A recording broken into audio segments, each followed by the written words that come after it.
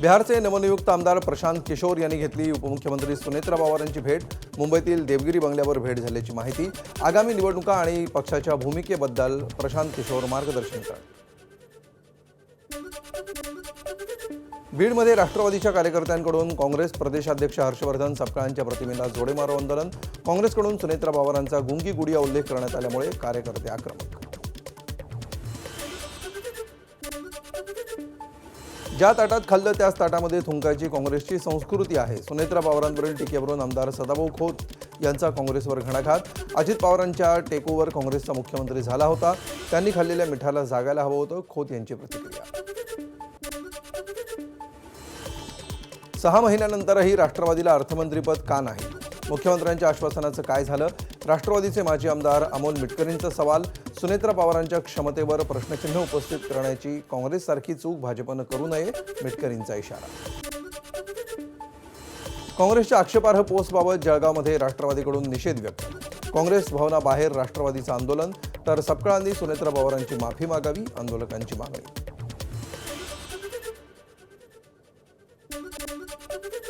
शिंदे सेनेमध्ये चलबिचल सुरू झाल्यामुळे ते आता भाजप किंवा प्रहारमध्ये विलीन होऊ शकतात। खासदार संजय राऊतांचं वक्तव्य। सर्वोच्च न्यायालयानं निवडणूक आयोगाचा निकाल फेटाळल्यास महाराष्ट्राच्या जनतेचा विजय होईल, राऊतांची प्रतिक्रिया। सरसंघचालक मोहन भागवत आज जेन झी सोबत संवाद साधणार। मुंबईत होणाऱ्या कार्यक्रमाच्या पार्श्वभूमीवर ठाकरेंच्या शिवसेनेकडून बॅनरबाजी। देशावर प्रेम करण्यासाठी कोणाच्या सर्टिफिकेटची आवश्यकता नाही, जेन झी लोकशाहीच्या बाजूने उभी आहे, अशा आशयाचे बॅनर्स। जेन झी संदर्भात सरसंघचालक मोहन भागवत यांच्याकडे कोणते विचार आहेत? मोहन भागवत हे कार्यक्रमात तरुणांना खोट्या देशभक्तीचे धडे देऊन शाखेती असं सांगतील, काँग्रेस नेते विजय वडेट्टीवारांची टीका। भाजप शत्रूला संपवण्याऐवजी मित्राला संपवतोय। एकनाथ शिंदेंच्या लाडकी बहीण योजनेमुळे भाजप सत्तेत आहे, त्यामुळे त्यांनी कुरघोडी करू नये, शिवसेना नेते रवींद्र धंगेकरांचा भाजपवर पुन्हा घात। रवींद्र धंगेकरांनी बोलण्याआधी एकनाथ शिंदे यांची परवानगी घेतली होती का? भाजपचे मुख्य प्रवक्ते नवनाथ बन यांचा सवाल। महायुतीतील नेत्यांनी काय करावं हे धंगेकरांनी शिकवू नये, जामिनावर बाहेर आहात हे लक्षात असू द्या, बन यांचा धंगेकरांना इशारा। समृद्धी आणि शक्तीपीठ महामार्ग प्रकल्पामध्ये हजारो कोटींचा घोटाळा झाला। या प्रकल्पांमुळेच आमदार खासदारांचा बेडकाचा बैल झाला। खासदार संजय राऊतांचे राधेश्याम मोपलवार यांच्या मुद्द्यावरून गंभीर आरोप। या प्रकरणावर मुख्यमंत्री फडणवीसांनी उत्तरं द्यावीत, राऊतांची मागणी। जालन्याच्या अंतरवाली सराटीमध्ये संभाजीनगरच्या ज्योती शिंदेंनी घेतली मनोज जरांगेंची भेट। अवैध ठरवलेल्या कुणबी प्रमाणपत्रावरून दोघांमध्ये चर्चा। सरकारनं कुणबी प्रमाणपत्र कायद्याच्या चौकटीतच द्यावीत, काँग्रेस नेते विजय वडेट्टीवारांची मागणी। तर नियमबाह्य कामांसाठी सरकारनं झुकू नये, कुणबी प्रमाणपत्राच्या मुद्द्यावरून वडेट्टीवारांची प्रतिक्रिया। परभणी जिल्हा परिषदेचे जाम गटाचे सदस्य संग्राम जामकरांचं कुणबी जात प्रमाणपत्र वैध। जात पडताळणी समितीकडून कागदपत्र, वंशावळ आणि उपलब्ध पुराव्यांची तपासणी पूर्ण। सोलापूर जिल्हा परिषदेतील सभागृहाच्या नावावरून नववाद। शिवरत्नाऐवजी अटल बिहारी वाजपेयी नावाचा ठराव मंजूर। भाजप मोहिते पाटील समर्थक आमनेसामने। छत्रपती संभाजीनगरमध्ये अभिजित दिपकेंच्या घराबाहेर आंदोलन।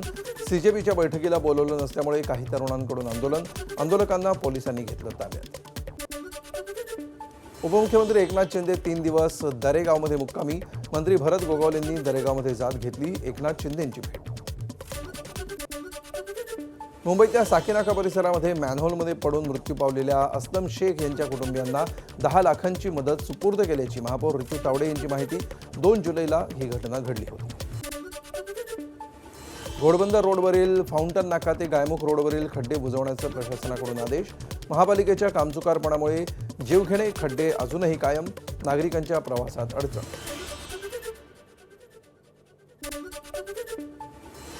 डॉक्टरांचा संप तातडीने मागे घेण्याचे हायकोर्टाचे निर्देश। तुमची बाजू ऐकून घेऊ, पण संप तातडीने मागे घेणं आवश्यक, कोर्टाचं स्पष्टीकरण। तर काम बंद केलं मग पगार घेणंही बंद करा, हायकोर्टानं संपावर गेलेल्या डॉक्टरांना खडसावलं। परभणीमध्ये स्वामी रामानंद तीर्थ विद्यापीठाच्या कारभाराविरोधात अभाविपचं टाळनाद आंदोलन। एसआरटी विद्यापीठाचं परभणी उपकेंद्र पूर्ण क्षमतेनं कार्यान्वित करावं, तसंच पारंपरिक अभ्यासक्रमांवरील 600 इंटरनेट फी रद्द करण्याची मागणी।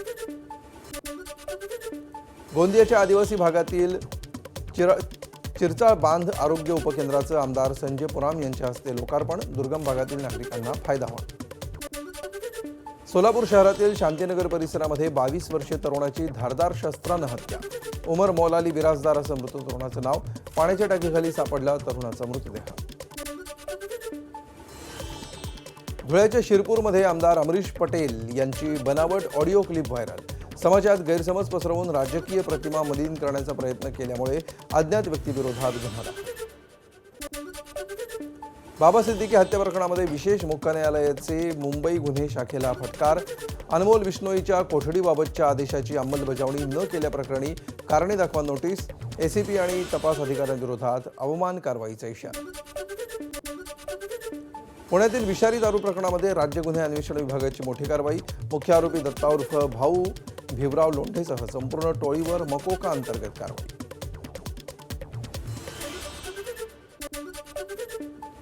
मुंबईच्या गोरेगाव मोतीलाल नगर परिसरामध्ये फेरीवाल्यांच्या 2 गटामध्ये तुफान राडा. लल्लू आणि बिलगुल गटांमध्ये वाद झाल्याची प्राथमिक माहिती. फेरीवाल्यांवर तात्काळ कारवाई करण्याची नागरिकांची मागणी. अहिल्यानगरच्या पाथर्डी तालुक्यातील खरवंडीमध्ये कल्याण विशाखापट्टणम महामार्गावर भरधाव कारची दुचाकीला धडक. घटनेमध्ये 35 वर्षीय महिलेचा मृत्यू तर पती गंभीर जखमी. 4 जण पोलिसांच्या ताब्यात. बीडच्या माजल गावातील मुख्य रस्त्यावरील अतिक्रमण हटवण्याच्या कारवाईला सुरुवात. महापुरुष स्मारक बचाव संघर्ष समितीच्या उपोषणानंतर कारवाई. छत्रपती संभाजी महाराज चौक ते मौलाना आझाद चौक तसंच बायपास मार्गावरील अतिक्रमण हटवणार. राज्य सरकारनं जाहीर केलेल्या कर्जमाफीचा लाभ. मिरज तालुक्यातील नांद्रे गावातल्या शेतकऱ्यांमध्ये आनंदाचं वातावरण. 2 लाखांपर्यंतची कर्ज माफ झाल्यामुळे शेतकऱ्यांकडून सरकारच्या निर्णयाचं स्वागत. नाशिकमधील नांदगाव तालुक्यामध्ये अहिल्यादेवी होळकर शेतकरी कर्जमुक्ती योजनेअंतर्गत पात्र शेतकऱ्यांच्या खात्यामध्ये अनुदान जमा होण्यास सुरुवात.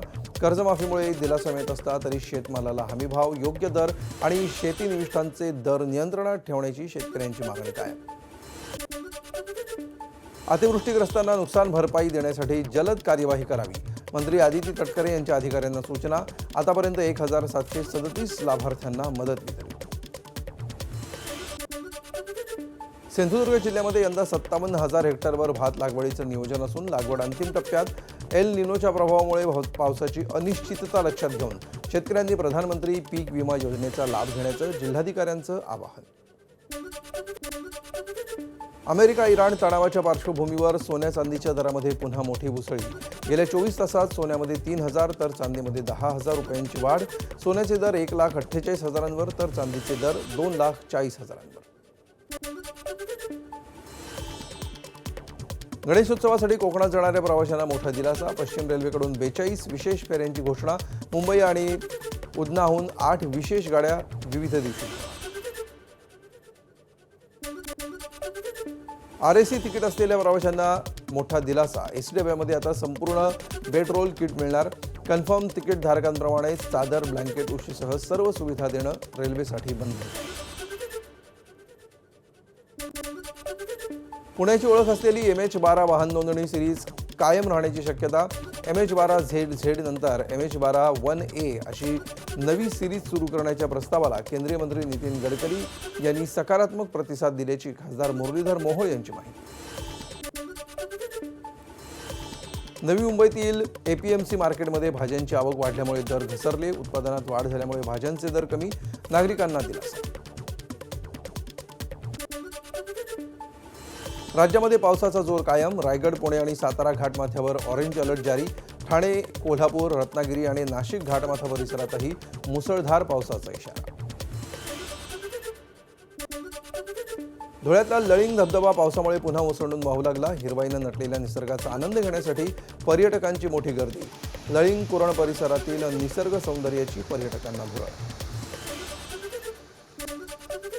धुळ्याच्या शिरपूर तालुक्यामध्ये तापीच्या बॅकवॉटरचा शेतकऱ्यांना मोठा फटका. कापूस, मका, सोयाबीन आणि बाजरीची पिकं पाण्याखाली. महसूल आणि कृषी विभागानं तातडीनं पंचनामे करून मदत द्यावी, शेतकऱ्यांची मागणी. साताऱ्यातील मार्ली गावाजवळ दरड कोसळल्यामुळे मेढा भिलार मार्ग वाहतुकीसाठी बंद. नागरिकांना पर्यायी मार्ग वापरण्याच्या सूचना. बांधकाम विभागाकडून दरड हटवण्याचं काम सुरू. धाराशिवमध्ये अतिवृष्टी होऊनही नद्या, ओढे कोरडे ठाक. मांजरा, तेरणा आणि बोरी नदीवरील बंधाऱ्यामध्ये पाणी न अडल्यामुळे पाणी साठ्याचा प्रश्न गंभीर. बंधाऱ्यांना तातडीनं दरवाजे बसवण्याची ग्रामस्थांची मागणी. जम्मू काश्मीरच्या बारामुल्लामध्ये ढगफुटीनं हाहाकार. उरी परिसरातील रस्ते, पूल आणि मंदिरं पाण्याखाली. घटनास्थळी प्रशासन आणि बचाव पथकांच्या मदतीनं बचावकार्य सुरू. नागरिकांना नद्या ओढ्यांपासून दूर राहण्याचं आवाहन. वाराणसीमधील गंगा नदीच्या पातळीत पावसामुळे झपाट्याने वाढ. अनेक घाट आणि मंदिरं पाण्याखाली. भाविकांना आणि पर्यटकांना घाटांपासून दूर राहण्याचा इशारा. आसामच्या नागावमध्ये पुराचा कहर. 2 दिवसांच्या मुसळधार पावसानंतर अनेक सखल भाग पाण्याखाली. दिजू नदीच्या वाढलेल्या पाण्यामुळे कालापाणीसह अनेक वस्त्यांमधील जनजीवन विस्कळीत. स्थानिक प्रशासनाकडून बचावकार्य सुरू. चीनच्या हुबई प्रांतामध्ये मुसळधार पावसामुळे पूरस्थिती. इचांगमधील जिगुई काउंटीमधील अनेक घरं पाण्याखाली. पुराच्या पाण्यामध्ये अनेक वाहनं वाहून गेल्यामुळे जनजीवन विस्कळीत. प्रशासनाकडून नागरिकांना सतर्कतेचं आवाहन. अभिनेता राजपाल यादवच्या अडचणीत वाढ. 16 कोटीहून अधिक कर्ज बुडवल्याप्रकरणी बँकेकडून नोटीस. यादव यांची शहाजहापूर आणि मुंबईतल्या संपत्तीचा लिलाव करण्याबाबत जारी केली नोटीस.